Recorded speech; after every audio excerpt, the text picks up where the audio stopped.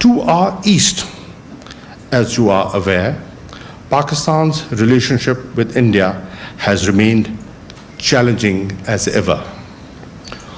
On 5th August 2019, India sought to further consolidate its illegal and immoral occupation of the Indian-occupied Kashmir in violation of numerous UN Security Council resolutions and international law.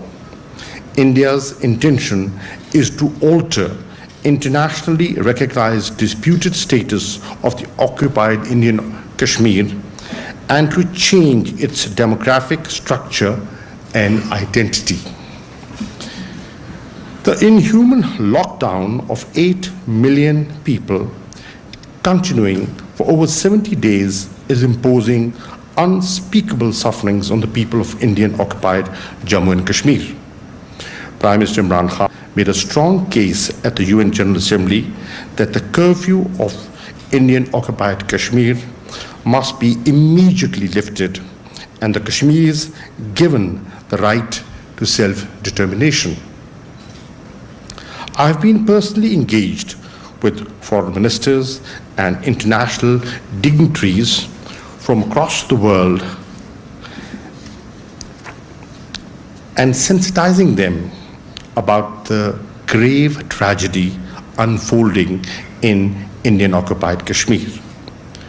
We've also raised international awareness about the prospect of false flag operation and the grave risk posed to peace and security by India's unilateral actions. The desperate attempt by India to portray a situation of normalcy in Indian-occupied Kashmir is in sharp contrast to reports of torture and detention by the international media.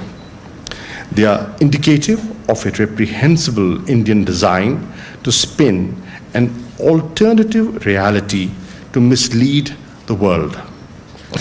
Similarly, reprehensible is the fiction being advanced by Indian authorities regarding restoration of mobile phone service in Indian-occupied Kashmir. As you would know, they initiated it and within 24 hours had to close down the SMS service. We will continue to stand by Kashmiris in their just struggle for realization of the right to self-determination. We and the Kashmiris remain grateful to all those governments, international and regional human rights organizations, civil society members, and the international media who have raised their voice against India's illegal and unilateral actions and supported the resolution of Kashmir dispute according to the UN Security Council resolutions and wishes of the Kashmiri people. Ladies and gentlemen, India is also pursuing a massive build-up of its nuclear and conventional military forces and acquiring destabilizing capabilities. These include nuclearization of Indian Ocean and deployment of anti-ballistic missiles, deployment and testing of debris-generating anti-satellite weapons, and a constant increase in the readiness, sophistication, and diversification of all types of delivery systems and platforms. This country resorts to warmongering and issues nuclear threats, including for short-term domestic political gains.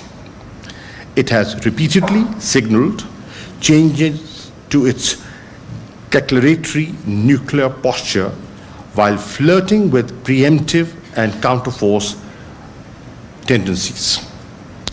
This is in addition to its already existing aggressive military doctrines that envisage war fighting below the perceived nuclear threshold. It refuses to bilaterally engage in a dialogue and rejects proposals aimed at risk reduction, confidence building, and nuclear and missile restraint. These hegemonic pretensions, coupled with a history of aggression against its neighbors, present a clear and present danger to regional stability and to Pakistan's security. Pakistan desires peace and strategic stability in order to focus on its socio-economic development agenda. Our conduct continues to be defined by restraint and responsibility, and the avoidance of an arms race. Pakistan, however, cannot remain oblivious to the evolving security dynamics in its immediate neighborhood. Ladies and gentlemen,